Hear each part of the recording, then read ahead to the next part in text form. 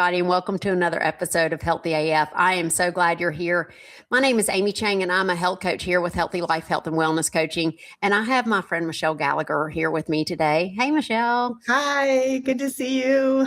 I know. I'm so glad to have you back. I find that I want just a rotating cast of friends and guests that I just want to have on the show because I want to talk to y'all all the time. Oh, that would be so great. And then that would guarantee that I get to check in with you and catch up with you and do life with you. So I'm fine with that. Right. Yeah. And it seems like whenever I have these friends who, they're not the friends that are the good time friends, right? I know you're a good time, guaranteed, but they're not those friends. They're the friends that will really challenge me and say the things that need to be said that sometimes I don't want to hear or don't want to address. And that's where all the growth happens. So yeah, a regular conversation with that kind of friend is a good conversation to have. Yeah, gold. It's gold. In this day and age, it feels like it's really hard to come by that. So when I have those people in my life, it is very apparent that I want them to be around as much as possible. Yeah. You get a kind of a yearning for it. Yep. So, okay. So the reason I wanted you to come this time is because you've started something really super exciting that I have done a little bit of in my life and found super helpful for so many aspects. And I wanted you to be able to share with all the people who listen to this podcast what that is, what the history of it is, how you found your way, and all the good stuff. So first of all, can you tell us about breath work and the breath work that you're doing with people now? Yeah, so I do what is called 9D breath work, and it's a form of breath work that involves a heavy reliance on the quality of the sound that you're experiencing because you're wearing a headset. You can do group setting. I facilitate group settings. I facilitate one-on-ones or small group settings with maybe 2 or 3 people. But even in person or online or virtual experiences, you are wearing a headset because the music, the layering of the sound, the technique and the technology that we have today, the way that if you were to go into a movie theater, an IMAX theater, and experience like Interception or experience Avatar, you're kind of doing that in a headset and you're using your breath at the same time. So it's proving to be really powerful. We've been breathing. We've been using breath as an ancient way to engage in our bodies in a somatic way. Somatic, soma just means like body experience. And it's like, this has been around for a really long time. I think it's been kind of pegged as like, oh, that's like a new agey thing. That's a Middle Eastern thing. That's like, it's in yoga studios. And it's people who wear tie-dye and have dreads and wear beads. And I think it's lived there for a really long time. The value of it has been important, but it hasn't been super accessible to people until now. I mean, I started looking into 9D breathwork as a coach who was still facilitating classes and strength and conditioning classes. I was looking at the people that I was coaching. I was seeing the need for people to understand more about the power of their breath and how that connects to their nervous system, because I'm seeing them move and I'm seeing them in panic. I'm seeing them in flight. I'm seeing them zoned out, and there's zero connection happening when there's a lot of things happening with the body. So okay, we need to pin right there because that is actually there are tons of places we can start. Okay. But given our history and connection in that physical space, such a good place to start. And the conversation that we're having with like, yeah, you can watch people move and they're totally not connected to their breath or their body. People don't know this. Correct. People don't know this. Okay. Yeah. So you tell me what you see. I'll tell you a short one, and then you tell me what you see when you're watching a person move and they are not connected to their body at all. What I see is pain face. Yes. That's what I was going to say too. Yeah. They got the pain face. Yeah. They are not inside their body anymore. Yeah. They're literally like fighting against. They are not with their body. They're not using their body. They are fighting against. Yeah, totally. And I know that we know that on such a visceral level as coaches, because I did that too. Me too. It's just, I understand what that is, because I was there too at one point. It's life sucks. I need to do something hard. This feels really hard. It feels so hard that I may even disconnect a minute. And that's okay, because life sucks. Yeah. That is what that pain is. And we're like mad that our bodies are injured, and we're mad that we're in like chronic inflammation, and we're pissed off that we can't lose the 5 pounds on the scale, or 20 or 40. And we don't know why. And we don't know why our back keeps, we keep bulging discs, and we don't know why, our shoulders keep, like losing that mobility. We don't know why. We're completely confused about that. Completely flabbergasted. Or we haven't noticed it for 5 years. And now we're getting like, gosh, this nagging thing, I just can't get rid of that. Or this is my life now. On my deadlift. Why can't I get past 200 pounds? Yeah. Like, this is my life now. I guess I just live with this. Take more Advil. Or I can't do that thing anymore. My doctor told me it's too dangerous. I can't do it anymore. So what am I like? What am I supposed to? I just can't lift anything over my head for the rest of my life. Yeah. Including, like the laundry basket, or my grandkid, or the paddle board. Yeah. So this awareness for me really was my own journey of realizing, like, I started out in kind of the CrossFit world. It changed my life. It was incredible. It's where I met you, a community of people. It's where I met our mentors, and you develop your skill, and you learn how to coach people better, and you get deeper and deeper in that. But I started in this really, really crazy, awesome, intense world that put a high value on give it your best. Like every day, just give what you got. Every day, just give what you got, do your best. And that's supposed to be relative. But the chances are, if you're not a gym that prioritizes relativity, then you're going to be looking across the way, or looking at the super ripped chick off to the side of you, and being like, I should probably do it like that, right? Like I've got stronger legs than her. I should be able to do more than that. And I'm not bleeding on my hands. I haven't worked hard. Totally. If I don't feel like I'm in cardiac arrest, I guess I didn't go hard enough. If I'm not sucking on a metal penny at the end of this 10-minute AMRAP, like, gosh. So both things can exist at the same time. This quality of life, the health benefits of doing your best, trying your hardest, like being in a community of people who are all, it is supposed to be you against you, right? Like you against the clock. But then as I started learning more and more, and then my journey found me like, I pegged myself as the strong girl. I was doing everything right. I was putting my bodies in the correct positions, and I was still getting hurt because I still wasn't connected to myself. And we were taught how to teach people how to breathe and brace. Okay, take a deep breath. And then, but we didn't realize people were bearing down and like feeling like they're pooping, as opposed to like literally feeling like their entire center was engaged everywhere, top, bottom, and then all around their center. Yeah. And so these were the things that I found myself experiencing. And then it was that humbling journey of like, okay, I guess I have to go back to square one. Okay, I guess I have to just air squat because my low back will blow up if I don't. Okay.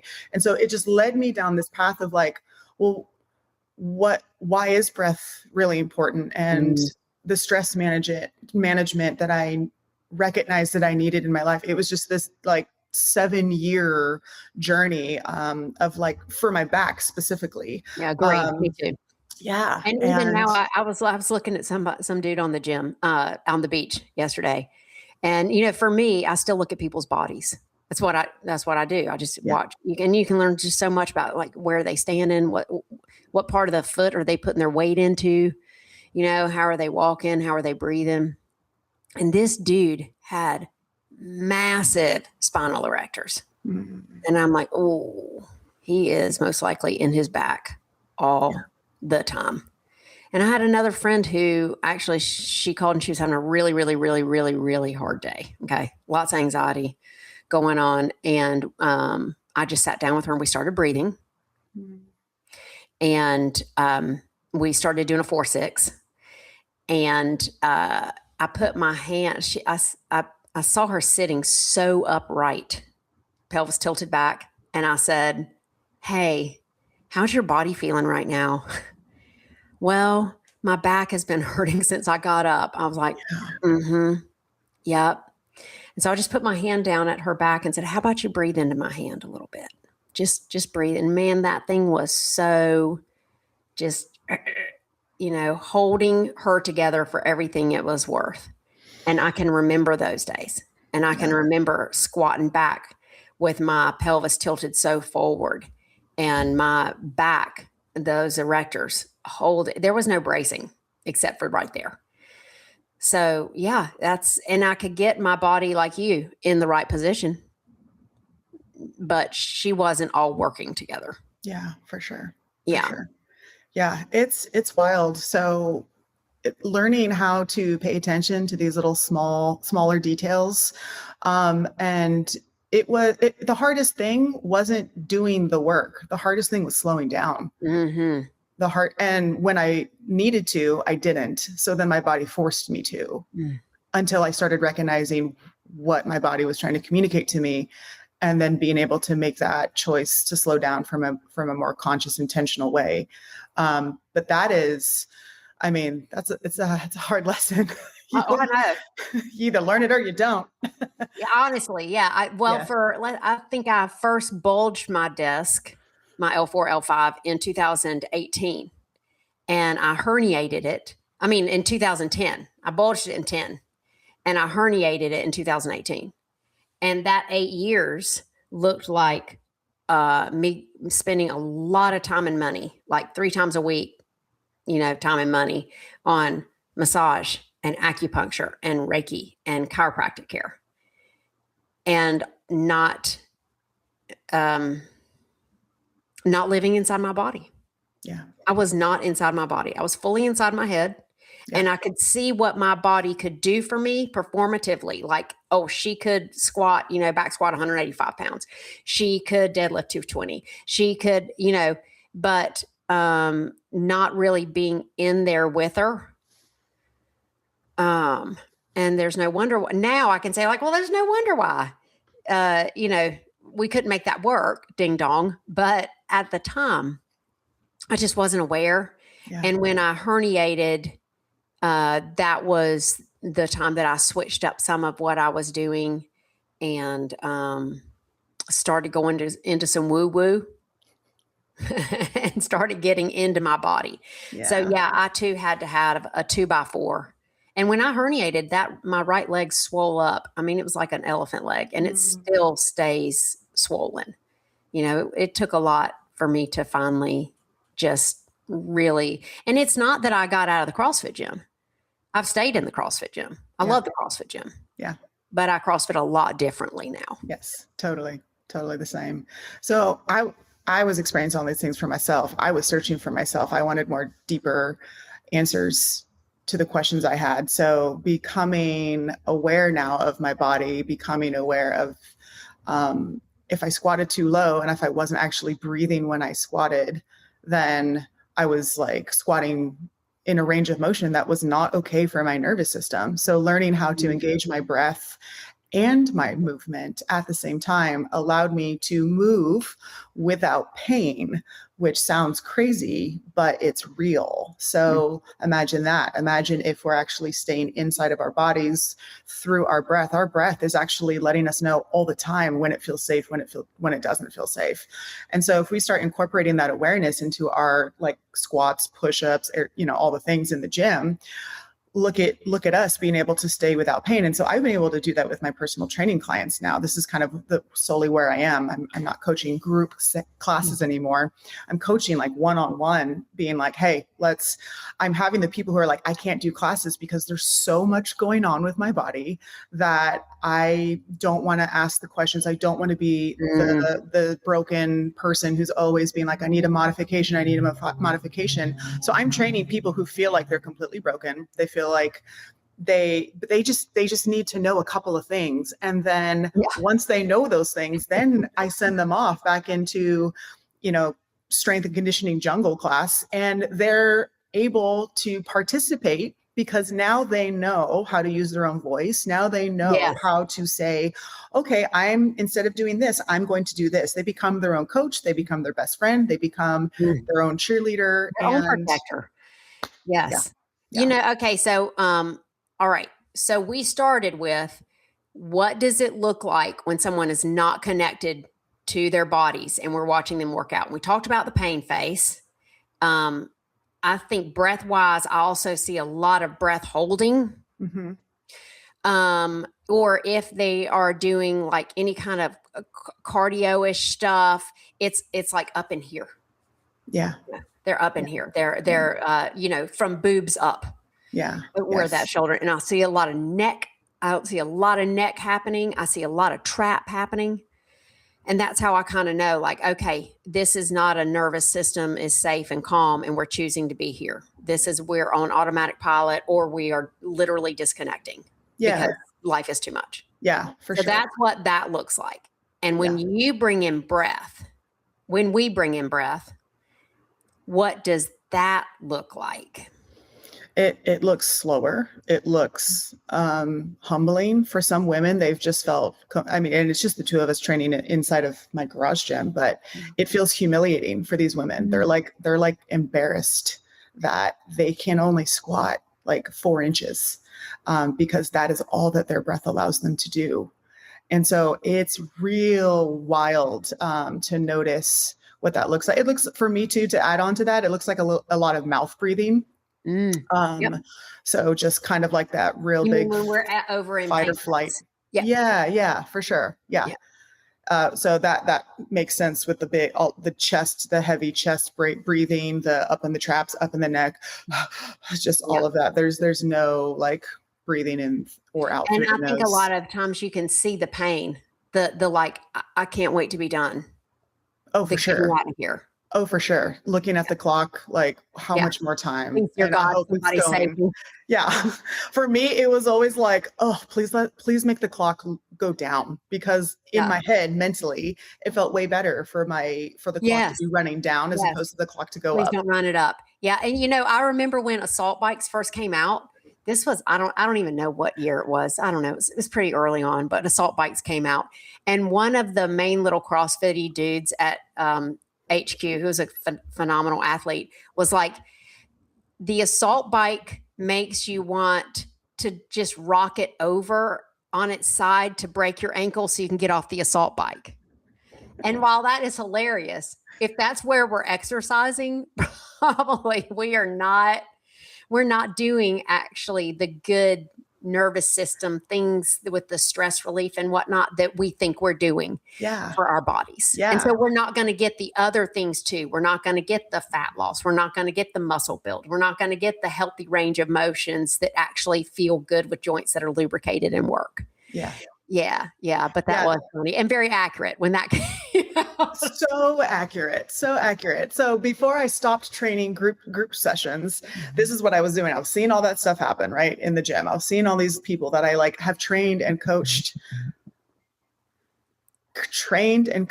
and loved for years and years and years. And I started incorporating down regulation techniques. So, hey, everyone, I would be really pretty good at running everyone through a mobility routine afterwards.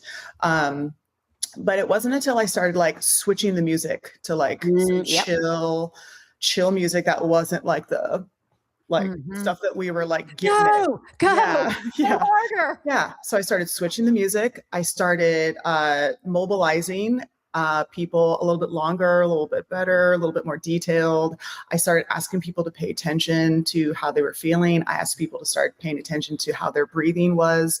I started to literally just have people lay down and then not do anything, because we can still be doing too much while we think we're relaxing, but we're just trying to just check the box. And so even just laying people down on the floor, closing their eyes, body scanning, Yep. And like, it was just game changing. But to have the balance of those two things, to have the go and get after it, and I'm going to see what I got today, but have there be some kindness at the whiteboard to Yes. themselves, the Yes. invitation Yes. of like, hey, this is what the whiteboard says you should do today.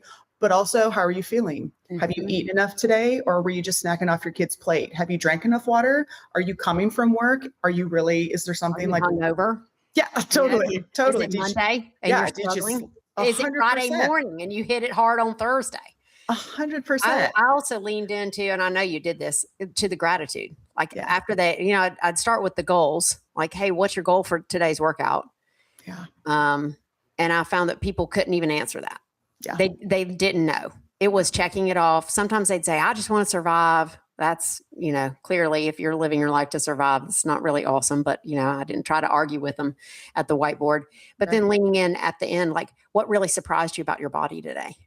What did your body do today that you were like, wow, she really tore that up? Or I was surprised that I breathed so well on my wall balls, or, whatever that was. Yeah, And you're right. Just asking people to acknowledge that there's a body down there yeah, is like a little tiny itty bitty crack open in the doorway of disconnection. yeah, yeah. Giving people those moments to pause and to actually ask themselves the question. I think there's a lot of value there that a lot of coaches don't realize.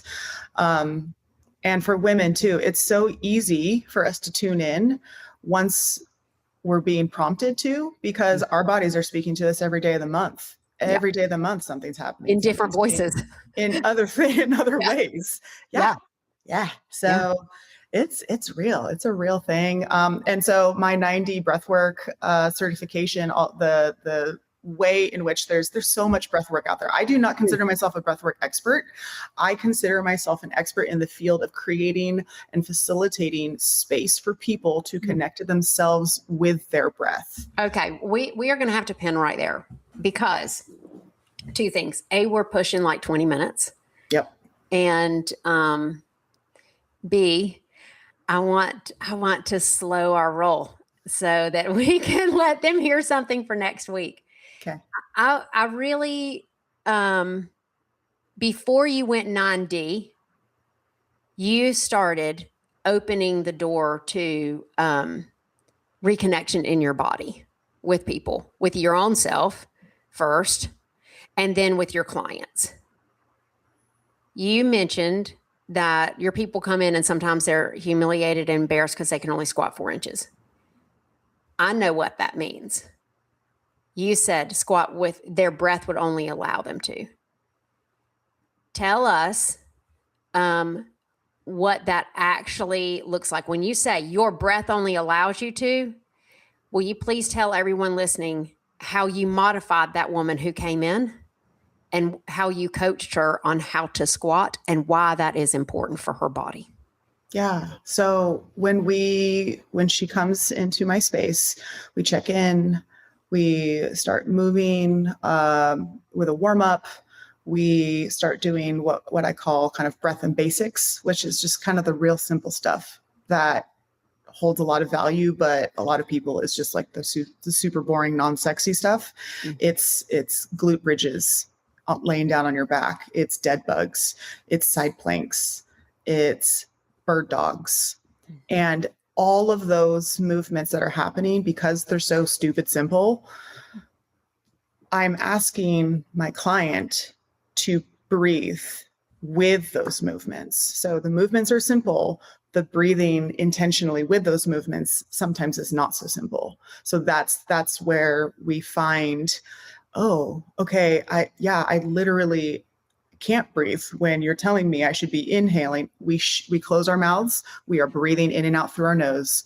We are noticing if our rib cage can expand wide on the inhales and then come back on the exhales. We're noticing if we can breathe front to back and feel expansion through the center of the body. So we're starting to like put little pins in, oh, okay, I can feel a little bit of movement when I'm breathing side to side. I'm not feeling any movement, expansion in my back at all. I can feel my belly expand away from me on the inhale when I breathe in through my nose. But On the exhale, I just let it fall away. And when you're breathing slower, when you're breathing deeper, you're accessing your diaphragm. It's a different kind of breath. You get lungs expanding deep and low, which is where that expansion comes from. It's a totally different way to breathe. And so when women are experiencing that for the first time, we have to continue to make those connections, get the reps in. So that way, when I ask you to breathe in through your nose as you descend into your air squat, when your breath stops, you stop moving. And then That is as your you, depth. that is Well, your I depth. want to say that louder for the people in the back, because when we first did that years ago, complete life changer. And I'm hypermobile, so my butt goes to the grass every time, right? Unless I am controlling this descent. So you can kind of check in with yourself by inhaling as your fanny bottom goes down. And when your breath stops coming in, your butt stops going down. Correct. And you can hold there and exhale on the way up, and then repeat that rep. And what I've found with me and my clients is that it's not very low. It's like a quarter squat first go round. It can be. Yeah. 100%. And even the second rep or the third rep gets a little bit deeper depending on how connected and safe that person is feeling at the time. Yeah. So people practice breathing. They practice learning how to breathe through their diaphragm as opposed to just staying really high and chesty, and in and out through the mouth. It's a game changer for people, because people can squat without pain in their ankles, knees, and hips and back, when they move in that way. So it's like game changing, right? Well, And you can imagine too, if you have created all this atmospheric pressure in your lung space because you've taken this big deep breath, there's nothing in your abdominal space.